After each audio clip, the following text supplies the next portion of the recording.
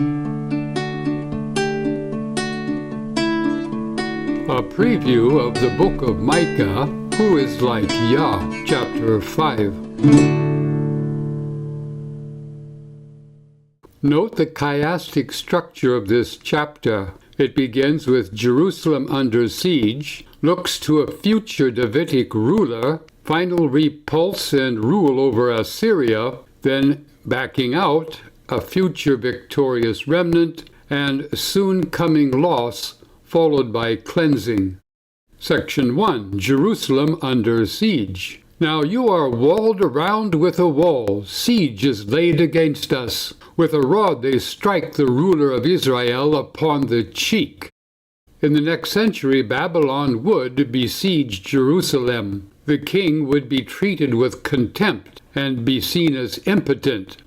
Interestingly, both the Assyrians and the Babylonians had a festival called Akitu, in which the priest would strike the king upon his cheek, who then would assert his innocence.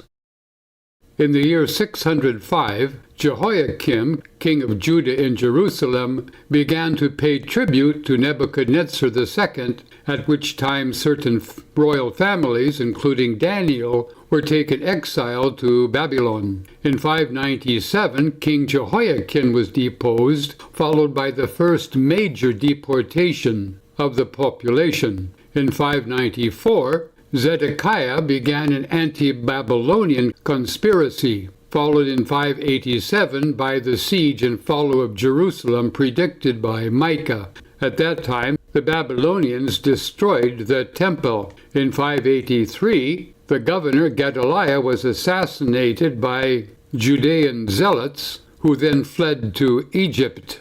In 538, the new ruler of Babylon, Cyrus, decreed that all captive peoples could return to their homelands. And then in 515, the king of Babylon allowed reconstruction of the temple, which today we call the Second Temple. Section 2, a future Davidic ruler. King David, in 1035, was born in Bethlehem, Ephratah, in Judah. In 1025, when David was 10 or 12 years old, Samuel anointed him as the future king.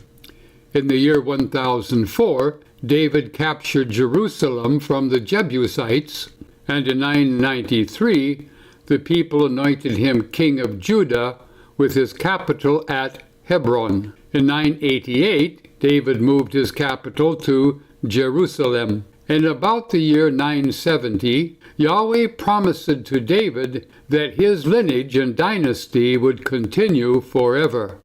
In 963, David charged his sons to build the first Jerusalem temple. He then died in 953 after a 40-year reign. In the 6th century, Byzantine church, located in today's Madaba, Jordan, is a mosaic depicting Jerusalem on the left half of your image and the city of Bethlehem on the right. Bethlehem is located about 10 kilometers or 6 miles south of Jerusalem. You, O Bethlehem of Ephrathah, who are one of the little clans of Judah, from you shall come forth for me one who is to rule in Israel, whose origin is from old, from ancient days. Compare what happened to the judge in verse 1. Many of the Assyrian kings claimed that they themselves had been chosen and made kings in ancient times by their gods. Who is the one who is in labor? Therefore he shall give them up until the time when she who is in labor has brought forth. Then the rest of his kindred shall return to the people of Israel. She is the one referred to by Isaiah whilst Ahaz was king. The return, then, occurred under Hezekiah's reforms following the death of Ahaz. By then the virgin had borne her child. And he shall stand and feed his flock in the strength of the Lord, in the majesty of the name of the Lord his God. And they shall live secure, for now he shall be great to the ends of the earth, and he shall be the one of peace, or alternatively, and there shall be peace, prosperity, safety. Section 3. The Maccabees will repulse and rule over Assyria. Who are these future Assyrians? If the Assyrians come into our land and tread upon our soil, we will raise against them 7 shepherds and 8 rulers. The Assyrians attacked Jerusalem in the 8th century. In the 4th century BCE, the Assyrian territory was conquered and occupied by the Seleucid Greeks from the 3rd century. And who are these rulers? These were the Maccabees. Read their history in 1 Maccabees chapter 4. They shall rule the land of Assyria with the sword, and the land of Nimrod with the drawn sword. They shall rescue us from the Assyrians, that is, the Seleucid Greeks, if they come into our land or tread upon our border.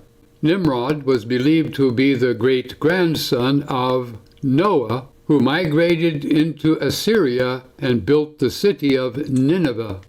In 331, Alexander the Great defeated the Persian emperor Darius II, and in 312, Seleucus I Nicator founded a Greek empire across Mesopotamia, which included Babylonia and Assyria.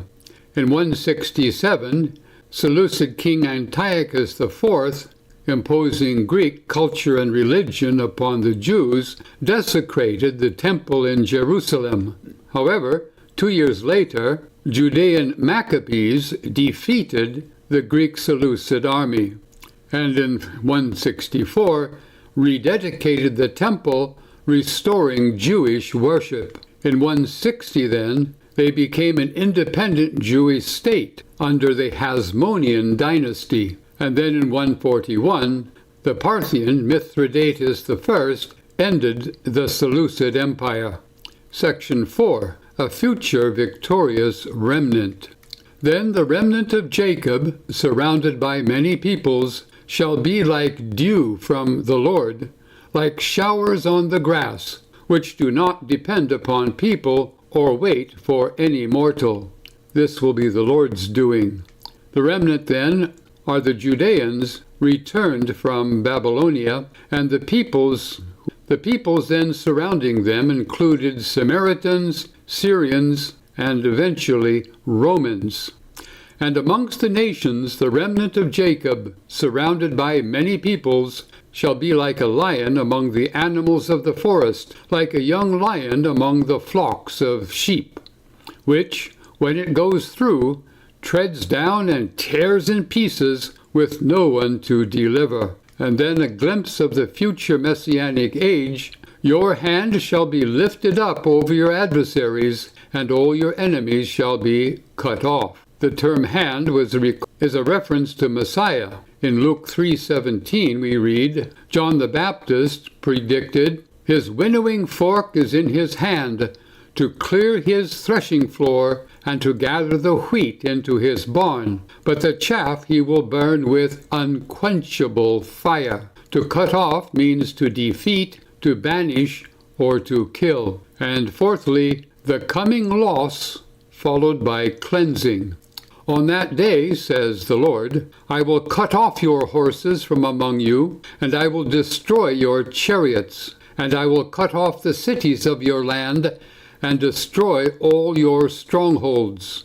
That day would be the deportation of the population to Babylon, and the cutting off meant they would lose all their material defenses, horses, chariots, cities, and fortresses. And I will cut off sorceries from your hand, and you shall have no more soothsayers. And I will cut off your images and your pillars from amongst you, and you shall bow down no more to the work of your hands. In this case, to cut off meant the loss of all spiritual defenses, sorcery, soothsaying, idols, and sacred pillars. Following the deportation to Babylon and return, Israel would never again indulge in idolatry. I will uproot your sacred poles from among you and destroy your towns, and in anger and wrath I will execute vengeance on the nations that did not obey. Sacred means religious aids to worship. Christians are not to have any physical aid to worship. And to obey meant to submit to Assyria or to Babylon, which likewise the surrounding nations had failed to do. The Hebrew prophets often saw many events, some in the near future, some in the far, some in a farther future, some in a very far future, and some the end times. Micah saw all of these, and so his predictions included the Babylonian siege of Jerusalem, Hezekiah's reforms and a return to Yahweh, Judah's and others' Babylonian captivity, their eventual return to Judah, the Assyrian, that is, Seleucid Greek invasion, the Maccabean revolt and the Hasmoneans, and eventually the Messianic ruler from David's lineage, and his rule over Judah's enemies. Micah, then, is of particular importance as a Hebrew prophet. Micah meets the qualification of a true prophet, for his predictions came true, and he spoke for Yahweh alone. Secondly, Micah's fulfilled predictions increase our expectation that his remaining ones will also be fulfilled. Thus, the biblical prophets deserve our study and our trust.